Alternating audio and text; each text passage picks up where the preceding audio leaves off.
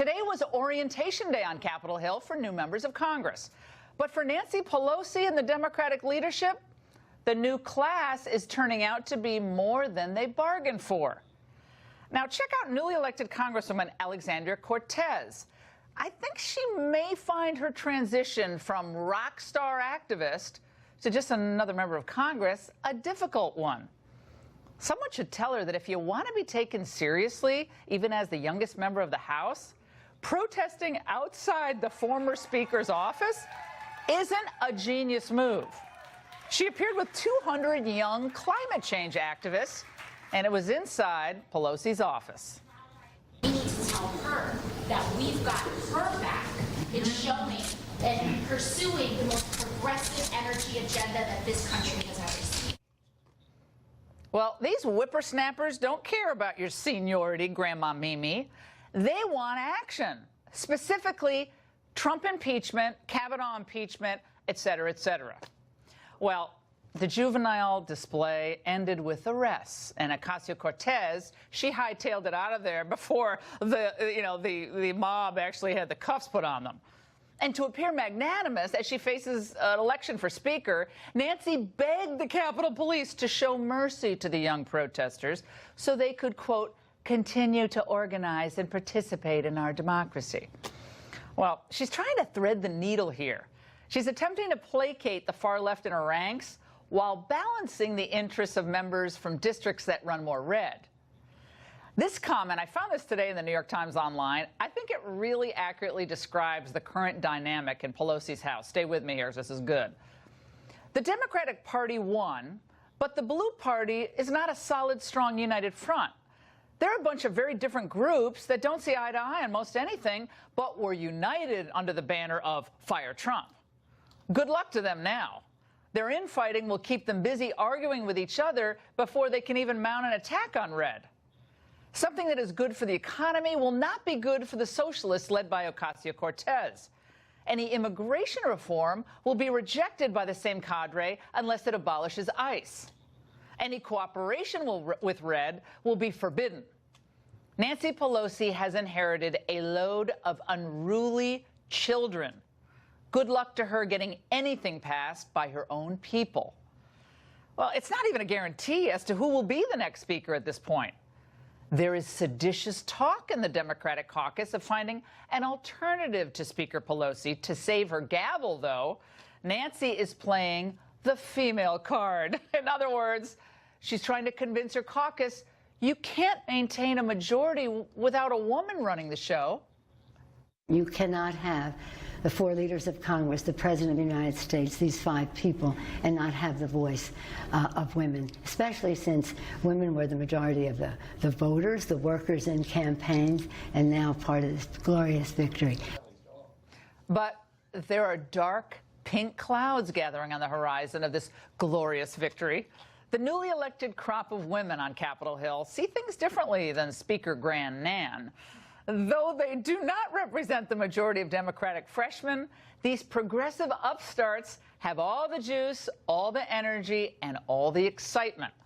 And the political gender card that Pelosi perfected has been deployed in a new way by all these new gals. Congresswoman-elect Rashida Tlaib, Ilhan Omar, Ayanna Pressley, and Ocasio-Cortez tweeted out this picture of themselves at a progressive caucus orientation the other day. Check it out. They're respectively the first Muslim American woman, the first black woman from Massachusetts, and the youngest woman ever elected to Congress. They captioned the picture, Squad. And another photo with the hashtag, Change Can't Wait. Nancy Pelosi might have tagged this one, Mob Squad, help! Well, these women may as well be the four horsewomen of the apocalypse for the Democratic Party, if you ask me, because they represent some of the most radical views in Congress. Free college for all, free health care for all, the abolishment of ICE, a Green New Deal where the U.S. depends entirely on renewable energy. Have fun in those planes. And on the foreign policy front, they're even wackier. The anti-Israeli bias of some of these junior congresswomen-elect is downright disturbing. Ocasio-Cortez in July called Israel an occupier of Palestine. I guess you found that on Wikipedia. And when pressed to explain her views, well, you know, it was like, not pretty. You used the term the occupation of Palestine. What did you mean by that?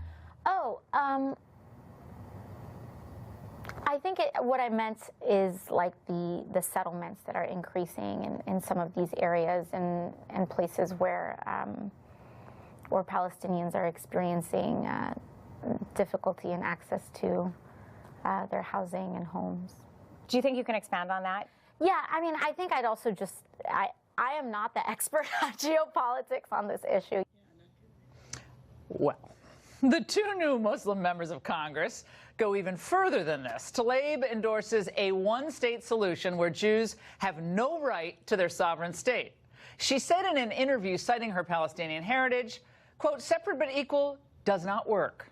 And in 2014, Omar tweeted, Israel has hypnotized the world.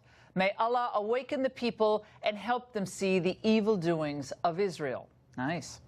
She recently called Israel, one of our closest allies, an apartheid regime. Now, one doubts that this is what women had in mind when they voted for these female candidates, but you never know.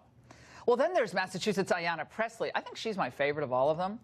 She's a leftist on the warpath against white men. She hailed from the Boston City Council before walloping incumbent Democratic Representative Michael Capuano. Pressley doesn't sound like she's going to be singing Love Me Tender to Nancy Pelosi anytime soon. It's not just good enough to see the Democrats back in power, but it matters who those Democrats are. Well, Pressley vows that she's going to shake up what she calls, quote, the corridors of power and most decision-making tables that are dominated by white men. When it comes to women of color candidates, folks don't just talk about a glass ceiling. What they describe is a concrete one. But you know what breaks through concrete? Seismic shifts, drastic change, activist leadership, a movement builds, and the citizen activist rises, and they are a force to be reckoned with. Well, force to be reckoned with, we'll see. But in if her tenure on the Boston City Council is any guide, she's going to make Maxine Waters' approach seem more like Joe Manchin's. Now, you can be certain these far-left newbies is going to make governing all but impossible for the Democrats in leadership, especially considering that they're going to have progressive support, though, for one of their top agenda items, Trump's impeachment. Is impeachment your top priority if you get elected? I think it's certainly something that needs to be on the agenda. I absolutely do. We don't want to be in a situation where the president is deranged and we've got nothing that we can do about it. They say, Maxine, please don't say impeachment anymore. And when they say that, I say impeachment, impeachment, impeachment, impeachment, impeachment, impeachment. Fraternities across the United States are going to have drinking games all next year with the I word. Well, the Democrats have to be very careful here. Impeaching Donald Trump, Brett Kavanaugh, Wilbur Ross, I mean, whoever they're going after, could place them in severe political jeopardy. According to a new Politico Morning Consult poll, 51% of all voters are opposed to the Democrats moving articles of impeachment against the president next year. Only 33% support impeachment. But among Democratic voters, 61% want their party to start impeachment proceedings, while just 22% are opposed.